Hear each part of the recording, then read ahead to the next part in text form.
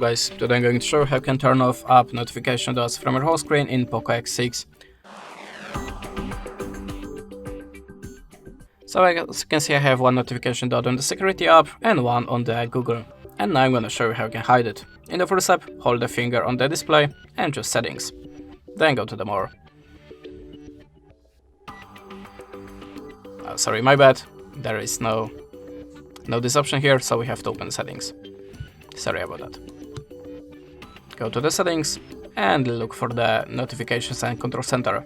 Then select the badges and just switch off on any icon that you want to turn off the notification dots.